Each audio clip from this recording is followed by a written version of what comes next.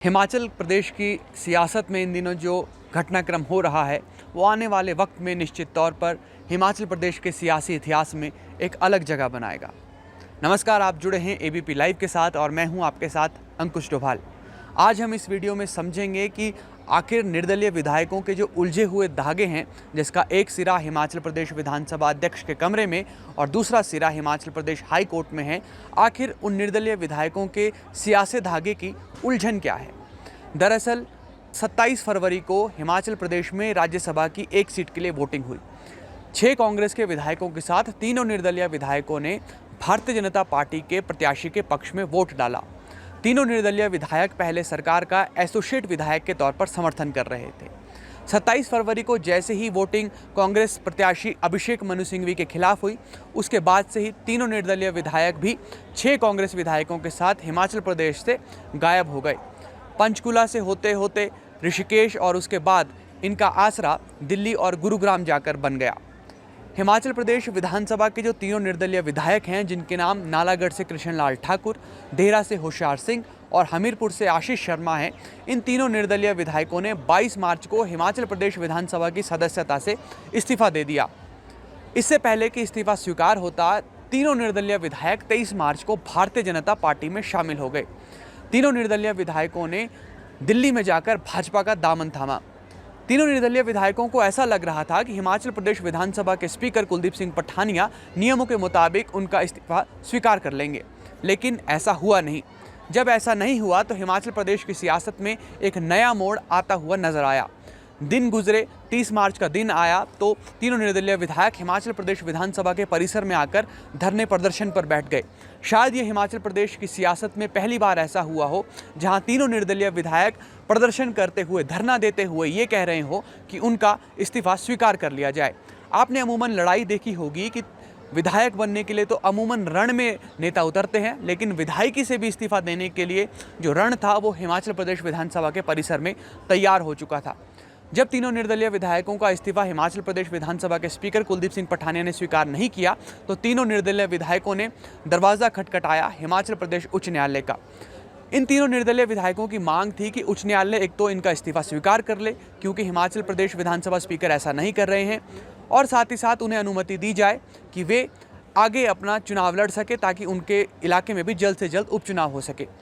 इस पूरे मामले की सुनवाई हुई हिमाचल प्रदेश के मुख्य न्यायाधीश की अध्यक्षता वाली खंडपीठ में। इसमें खुद मुख्य न्यायाधीश एमएस रामचंद्र राव और न्यायाधीश ज्योत्सना रेवाल दुआ शामिल थी। इस पूरे मामले में कई दिन तक सुनवाई हुई। अंत में इस पूरे मामले में जो निकल कर सामने आया उसमें एमएस रामचंद्र राव और ज्योत्सना रेवाल दुआ का एक मत था कि हाई कोर्ट तीनों निर्दलीय विधायकों का इस्तीफा स्वीकार नहीं कर सकता। ये हिमाचल प्रदेश विधानसभा स्पीकर का विशेषाधिकार है।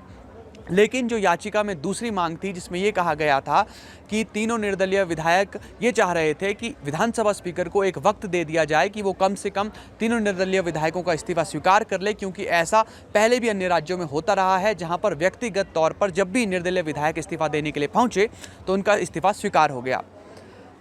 अब हिमाचल प्रदेश उच्च न्यायालय में एमएस रामचंद्र राव का इस मामले में अलग मत था और ज्योत्सना रेवाल दुआ का अलग। जो मुख्य न्यायाधीश थे वो मान रहे थे कि इस मामले में हिमाचल प्रदेश उच्च न्यायालय ऐसा कुछ नहीं कर सकता और ना ही जो है उनको कोई समय सीमा में बांध सकता है कि हिमाचल प्रदेश विधानसभा के स्पीकर कब तक उस इस्तीफे को स्वीकार करे। न्यायाधीश ज्योत्सना रेवाल दुआ का ये कहना था कि कम से कम 2 हफ्ते का समय तय करते हुए जो हिमाचल प्रदेश उच्च न्यायालय है वो विधानसभा स्पीकर को कह दे कि वो पूरे इस मामले में सुनवाई करे, छानबीन करे, जो वो उसमें कार्रवाई करना चाह रहे हैं वो करे और 2 हफ्ते में इसमें डिसीजन ले ले। अब जबकि दोनों का जो मत था वो अलग अलग था, ऐसे में नियमों के मुताबिक अब ये पूरा मामला तीसरे न्यायाधीश के पास जाना है।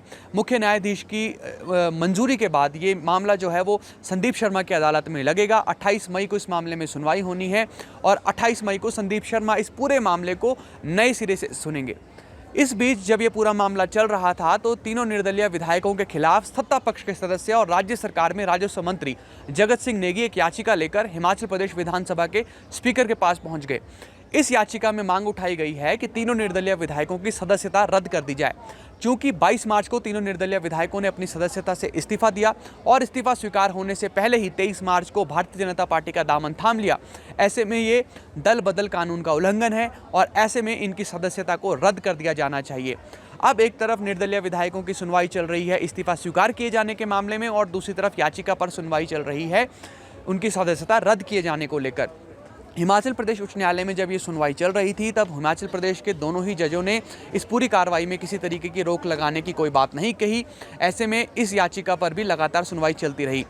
2 दिन जो अलग अलग दिन है उसमें विधानसभा स्पीकर ने तीनों निर्दलीय विधायकों को बुलाया और उनका पक्ष जानना चाहा कि क्योंकि सत्ता पक्ष के सदस्य राजस्व मंत्री जगत सिंह नेगी ये कह रहे हैं कि तीनों निर्दलीय विधायकों की जो सदस्यता है उसको रद्द कर दिया जाना चाहिए, तो ऐसे में वो जवाब देने पहुंचे, लेकिन तीनों ही निर्दलीय विधायक 2 दिन के लिए नोटिस जारी होने के बावजूद इस पूरे मामले में अब तक जवाब देने के लिए नहीं पहुंचे हैं।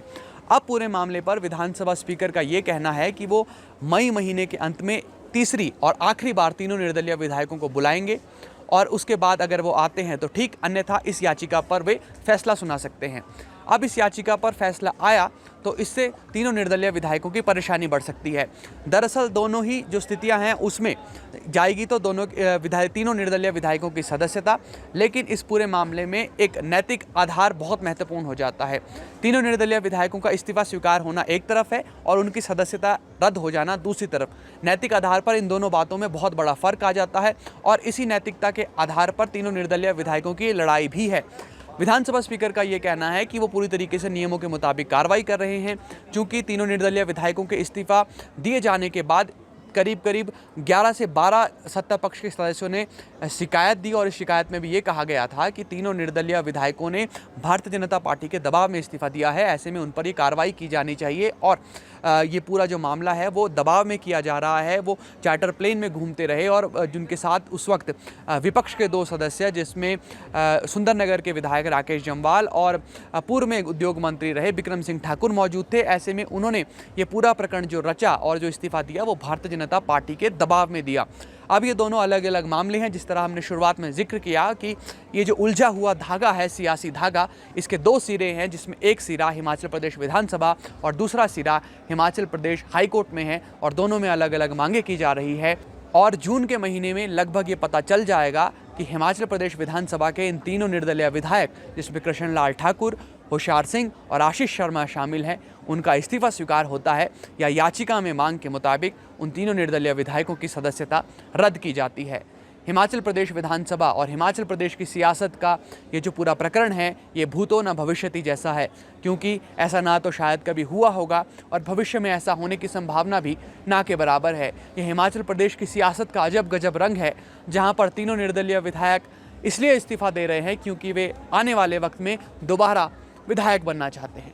फिलहाल के लिए इतना ही। आप जुड़े रहिए ABP लाइव के साथ।